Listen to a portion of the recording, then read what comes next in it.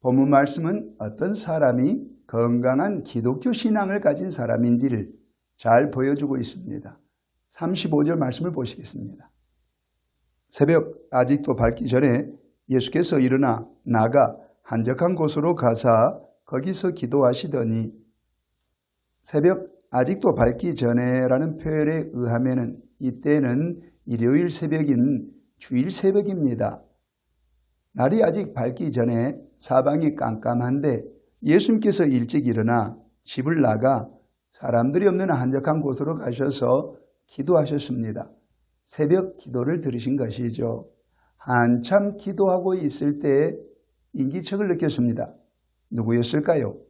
36절 말씀을 보시겠습니다. 시몬과 및 그와 함께 있는 자들이 예수의 뒤를 따라가 만나서 이르되 모든 사람이 주를 찾나이다.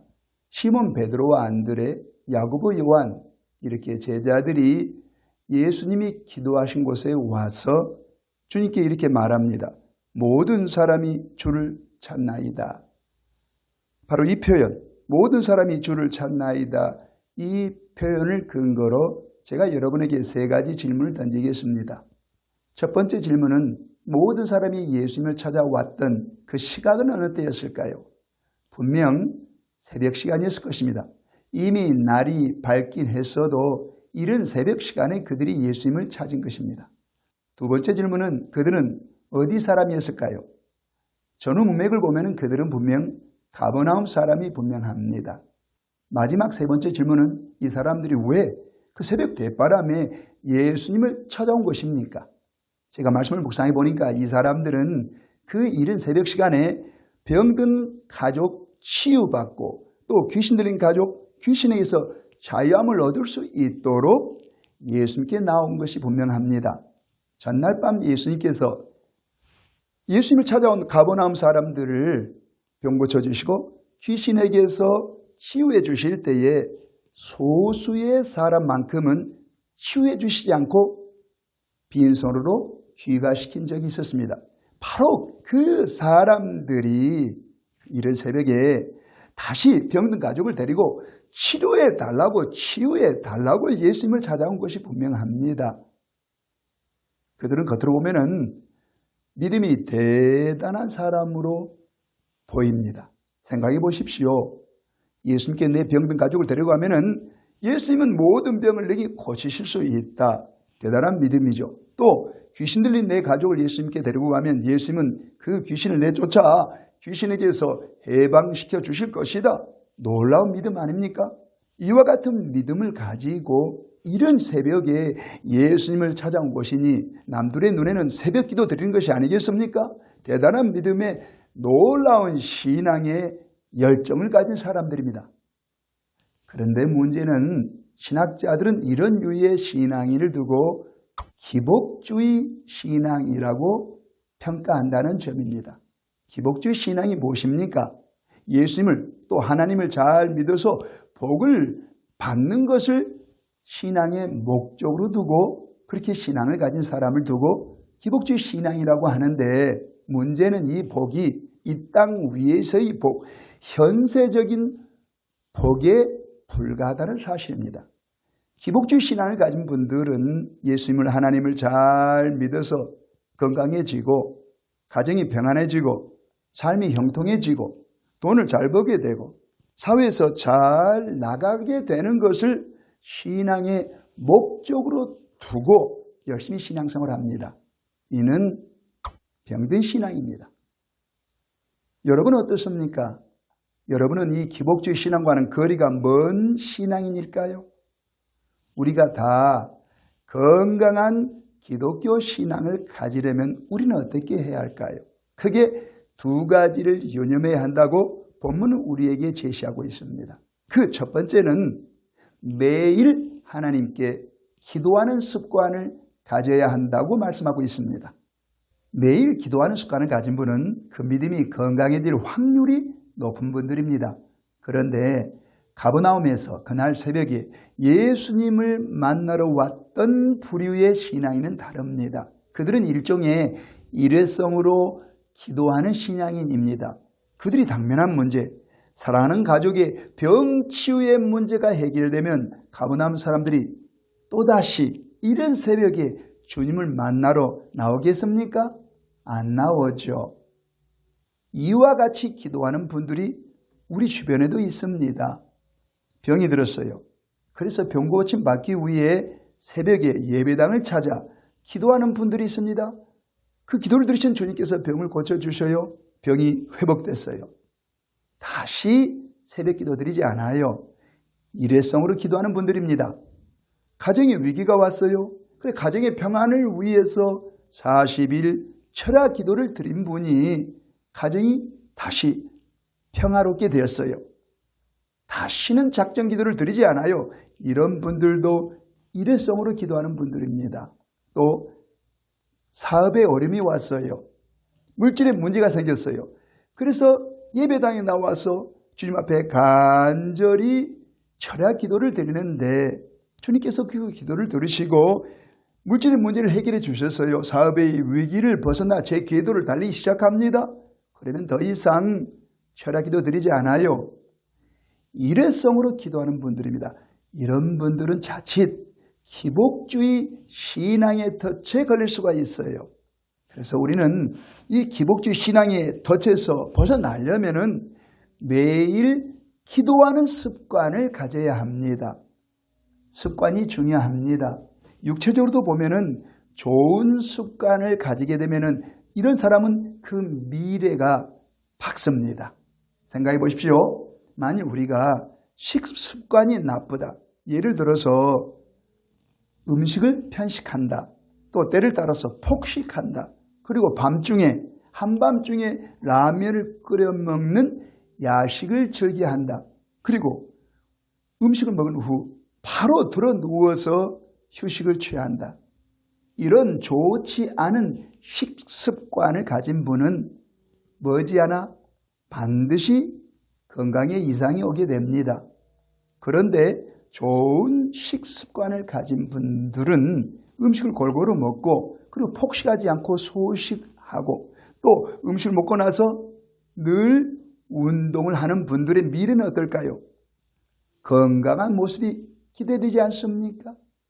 영적으로도 마찬가지입니다. 매일 기도하는 습관을 가진 분, 매일 습관적으로 기도하는 분들은 그 믿음이 건강해질 확률이 높습니다.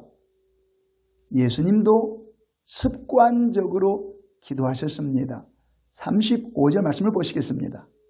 새벽 아직도 밝기 전에 예수께서 일어나 나가 한적한 곳으로 가사 거기서 기도하시더니 새벽에 아직도 날이 밝기 전인데 그 이른 시각에 예수님이 깨어나셨어요.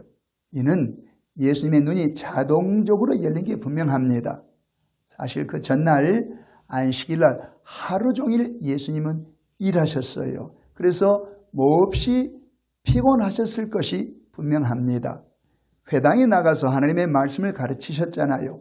그리고 말씀 증거가 끝나고 나자 더러운 귀신 들린 사람에게서 귀신을 쫓아내주는 일도 하셨어요. 그리고 회당을 나가셔서 시몬 베드로의 집에 가서 그의 장모에게서 열병을 고쳐주셨습니다. 그리고 시간이 지나 해가 저물었을 때 가버나움에 살고 있던 모든 사람들이 병든 가족을 데리고 또 귀신 들린 가족을 데리고 예수님을 찾아왔어요. 예수님은 그 모든 가족에게 일일이 복음을 증거하셨고 병자를 고쳐주셨고 귀신을 내쫓아주시면서 밤늦은 시각까지 일하신 것이 분명합니다. 예수님은 분명 녹초가 되셨을 거예요. 그런데도 불구하고 그 이른 새벽에 예수님께서 깨어나신 거예요. 예수님의 눈이 자동적으로 열린 것입니다. 예수님께는 기도하는 습관이 있었기 때문입니다. 저에게도 새벽에 기도하는 습관이 있습니다. 하루에 첫 시간을 예배당에 나와서 늘 습관적으로 하나님께 기도하다 보니 지금은 새벽 기도 시간이 되면은 제 눈이 자동으로 열립니다. 예배당에 나와서 힘써 기도하다 보면은 주께서 나에게 성령의 기름을 충만히 부어주시는 것이 느껴집니다. 그 성령님은 매일 나의 삶의 현장에서 나로 하여금 죄와 싸워 경건하고 거룩하게 살 수 있도록 도와주십니다. 그 성령님은 나에게 지혜를 주셔서 무엇이 하나님의 뜻인지를 분별하게 하시고 하나님의 뜻대로 살 수 있도록 도와주십니다. 또 성령님은 내 삶에 개입하셔서 나로 하여금 좋은 열매, 성령의 열매, 사랑과 희락과 화평과 오래 참음과 자비와 양선과 충성과 온유와 이 절제의 열매를 매일 맺으면서 살게 해주십니다. 이렇게 새벽에 기도하는, 매일 기도하는 습관이 있다 보니까 제 믿음이 건강해지는 것이 느껴집니다.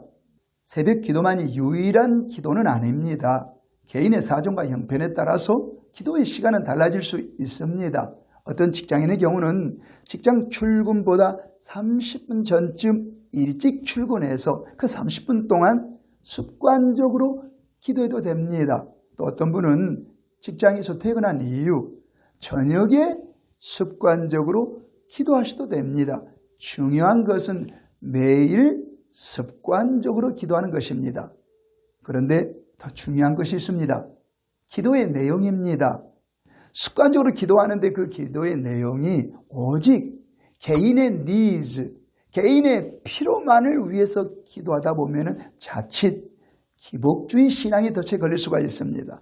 그래서 우리는 개인의 니즈, 개인의 필요를 위해서도 기도해야 되지만은 하나님의 니즈, 하나님의 필요가 무엇인가, 하나님이 내게 무엇을 위해 기도하기를 원하신가를 살펴서 하나님의 니즈에 관해서도 우리는 기도할 수 있어야 돼요. 그것이 나라와 민족을 위한 기도일 수 있고, 그것이 교회를 위한 기도일 수 있고, 다른 성도를 위한 기도일 수도 있습니다.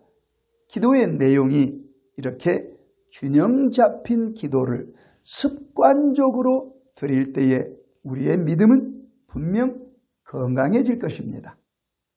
이렇게 매일 기도하는 습관을 가질 때 우리의 믿음이 건강해질 뿐만 아니라 두 번째로 우리는 사명자로 살아야 합니다. 사명이 뭡니까? 사명은 하나님이 우리 각 사람에게 주신 이 땅에서 해야 할 임무입니다. 예수님도 이 사명을 받으셨고 사명자로 사셨습니다. 38절 말씀을 보시겠습니다. 이르시되 우리가 다른 가까운 마을들로 가자. 거기서도 전도하리니 내가 이를 위하여 왔노라 하시고, 그 이른 새벽 시간에 예수님이 기도하고 있을 때 제자들이 와서 주님, 사람들이 주님을 찾아왔습니다. 이렇게 말하자 예수님이 하신 대답이 38절이죠. 우리가 다른 가까운 마을들로 가자. 거기서도 전도하리니 내가 이를 위하여 왔노라. 내가 이를 위하여 왔노라 라고 주님께서 말씀하셨어요. 예수님께서 이 땅에 오신 사명이 있다는 것입니다. 어떤 사명입니까? 전도의 사명이죠.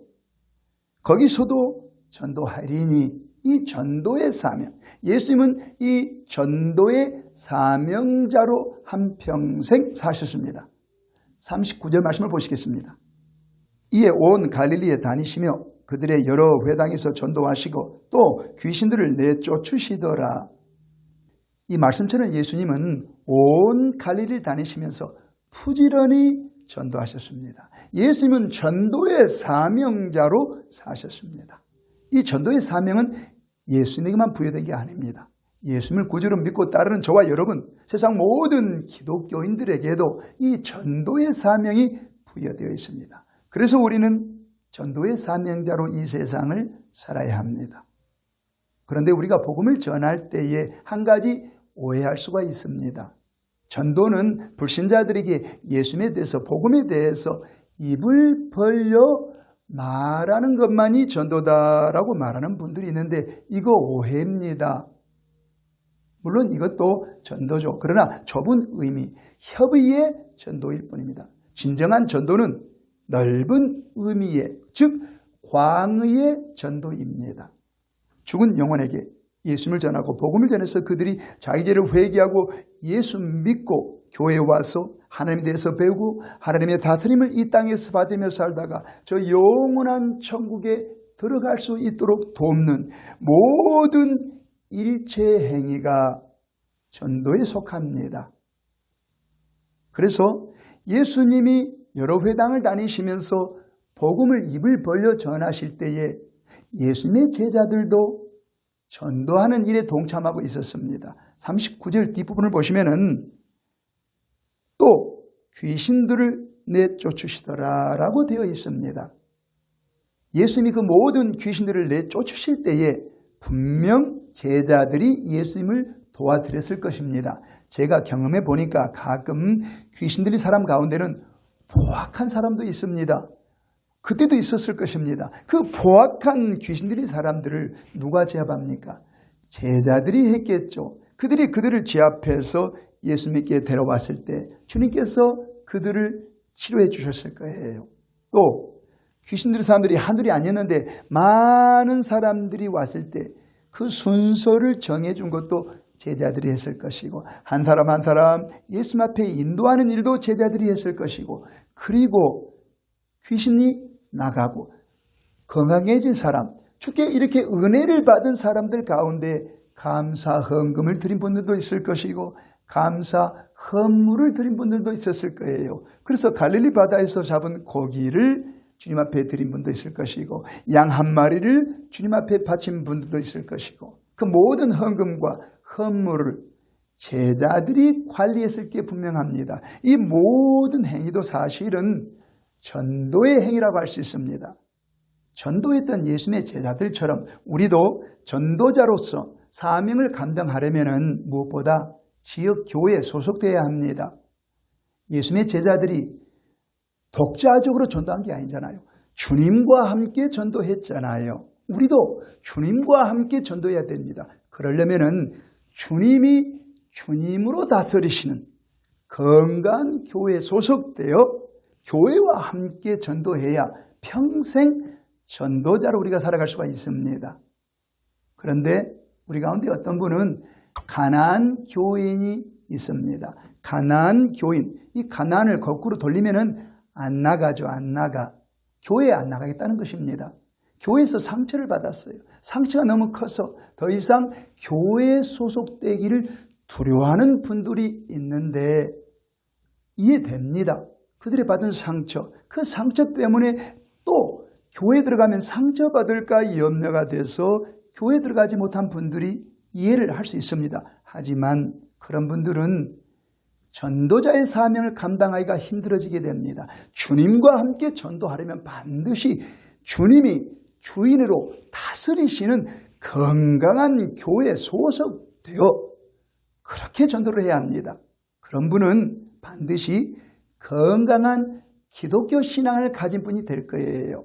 사랑하는 여러분, 매일 깨어 기도하는, 습관적으로 기도하는 분이 되시길 바랍니다. 그리고 건강한 교회에 소속되어서 평생 전도자로 사명을 감당하는 여러분이 되시길 바랍니다. 그러면 주님께서 여러분을 건강한 나의 제자다 이렇게 인정해 주실 것입니다.